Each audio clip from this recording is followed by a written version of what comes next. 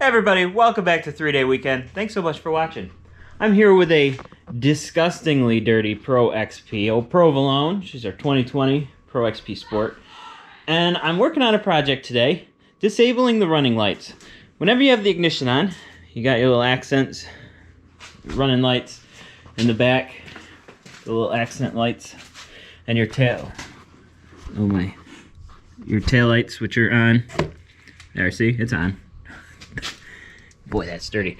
And sometimes you need them to be not on while you're driving. I'm not going to get into details, but just sometimes you need the lights to all be off. So I'm going to make a circuit, a couple switches, something. We're going to get those lights to shut off while it's running.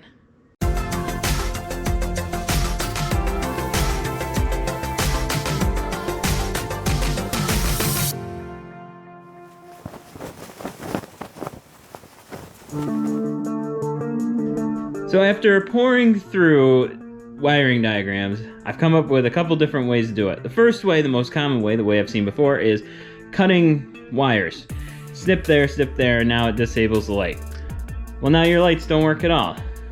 All your accent lights and stuff, and I don't want them not to work. I want to be able to switch them on and off. So that solution, not gonna work for me. Big red X on that. The second solution is the fuses, which is similar to where I'm going. I've been tracing the wiring, and I've got it down to a couple fuses. So there's two different circuits. You've got your running lights and your accent lights. And in the back, you have your running lights, which are your brake lights down below, and your accent lights. The accent lights are on a circuit, and then your running lights are on a circuit. So that brings you to two different fuses down here. You've got your lights, and you've got instrument accessory, and that is what's going to do your lights. So let's simulate disconnecting the two fuses. We've got instrument accessory, and we've got lights. So lights is down here. It's a 7.5, and if I pull that fuse, that will disable the accent light here, and the running lights here, they are off, leaving us with just the accent lights. Sarge is here to help. If we pull the instrument accessory fuse, that is tucked in here pretty tight. That's a 5 amp fuse. Now, no running lights, no center accessory, no rear accessory, no running lights at all. Also, fun side note, no brake lights, and it shuts off your ride command if you have it. Now when I say this shuts off all the lights, I mean all of the lights, including your headlights. That's all of them. So we're gonna call this full stealth mode. No brake lights, no running lights, no headlights, pitch black. I have not found a way to keep the headlights going. See that dog opens the door himself. I have not found a way to keep the headlights going with all the rest going, other than cutting the wires at the connection, which we're not doing. So I think I'm liking this plan, which is why I've ordered 2 switches that say driving lights, plain old connections. And the plan is I'm going to trace out the wires going to those 2 fuses. I'm going to cut them behind the fuse panel, run it up to a switch, and then run it back down, and I'll be able to shut that off anytime I want, which will give you stealth mode. That's the plan. Let's see what I can do.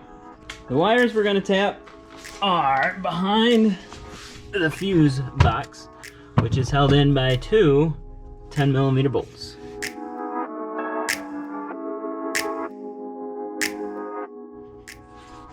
The first wire we're after is in position 4. So we're going for that fuse right above the relay. the instrument accessory fuse.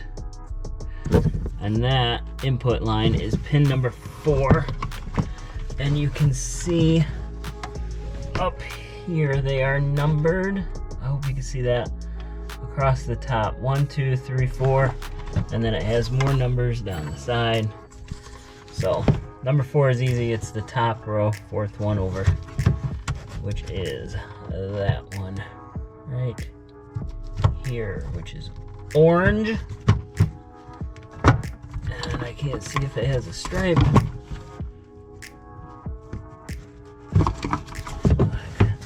Of course, it just goes into the bundle.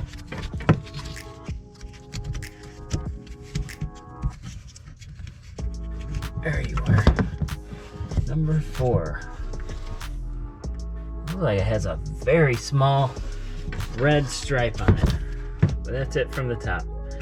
So, as much as I don't want to, I'm going to snip this wire right about there, and that's where I'll insert the switch.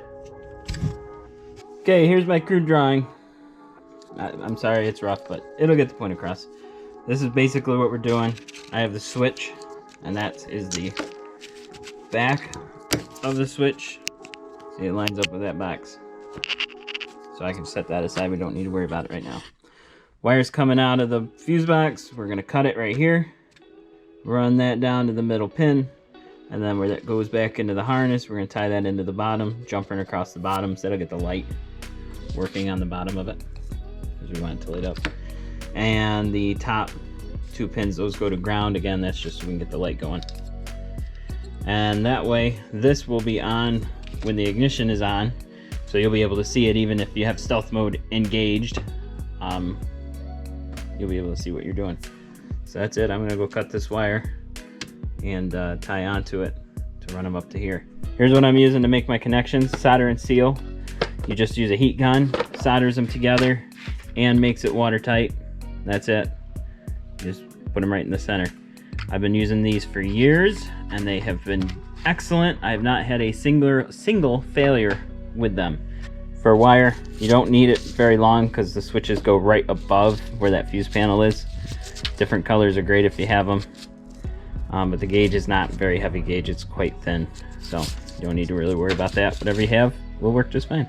Now to make my connections from my little jumper wires to my switch, they already have spades pre-made on them, so I'm just going to use these Wirefly female spade connectors.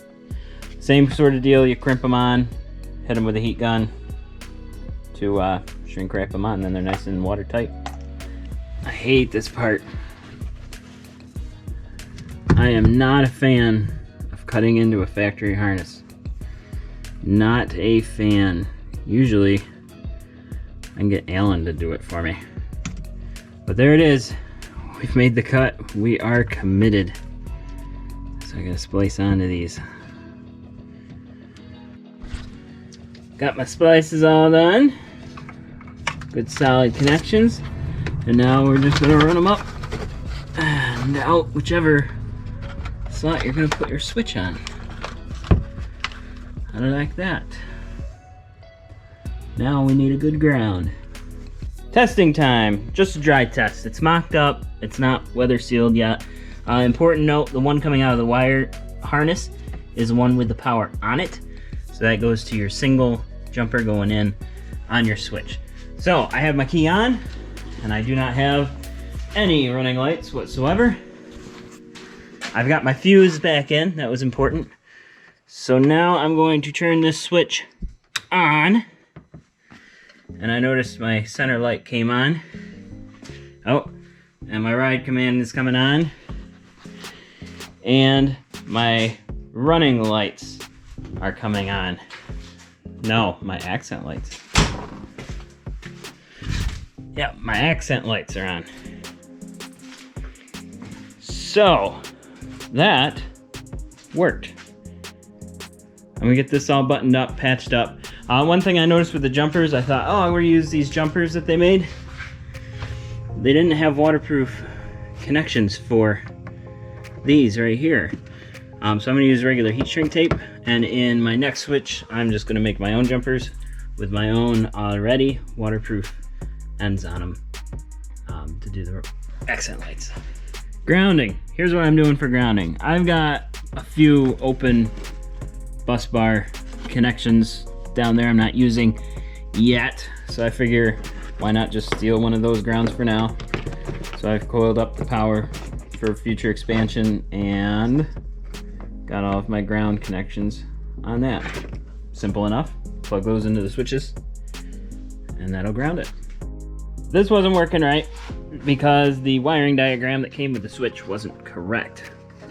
I thought it was weird looking to begin with, but I fixed it. So the wire coming from the harness, which is this red wire, goes to the bottom right and the middle, and then the output goes on that one, the bottom corner there. I modified my drawing. Here's what we have. That was before, where it came from the fuse, went to that one pin, and the harness went to these two. That was wrong. Take the little card that came with the switch for that. This is how you need to do it. From the harness side, you're gonna go to that pin, and then this one is the output to the fuse, if that makes sense. So that was just to get your light. That one is the actual source. Here's a different way you can do it if you want to use one switch with a harness. In this case, the switch, you'll turn this on and it will engage stealth mode. So normally these relays are just resting on the center pin, which is always connected. And then when you turn the relay on, it'll switch them to this pin with nothing on it, essentially disconnecting your circuit, both sides. It's a little more complicated, but if you have an understanding of how these relays work, you'll be able to use that as a quick guide for doing it. But I'm not doing it that way. We're doing it this way with two switches. I am ready for the next one. Upon testing, I found that this fuse that I wanted to disconnect has power all the time, and that fuse feeds this relay. So in order to do this with the backlight on my switch, it's gonna have to be disconnected at the relay output instead of the fuse input. And that's what it's pointing out right here. So this is where I wanted to grab the fuse, which is 23, and that goes directly over to number 6. Number 6 is the input of the relay. So these relays are weird. They work in a cross pattern. So 5 and 12 is the coil, and 6 and 11 is the output. That way you can put it in upside down or right side up, it doesn't matter. So this is the trigger from the PCM, and one side's power or ground. I don't know which one is the trigger, but power from 17 is going into number 6 and then outputting on 11. So we're gonna cut wire number 11 and insert our switch on that side. Finding number 11, first row goes, darn it, 1 through 6, because we grabbed number 4 before. So 7, 8, 9, 10, 11. 11 is this guy. So we're gonna make a cut on that one and hook up the switch, and it should work. Okay, I think I got it. So the switch is on, that's normal operation.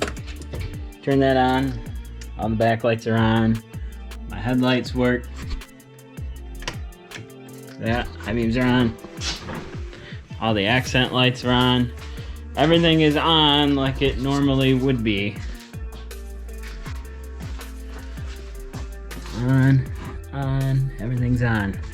But if I have some sort of situation arise where I need to be stealthy, I can click those off. And that goes off. All the lights are off. And the rear lights. Everything is off. Very cool. Very cool.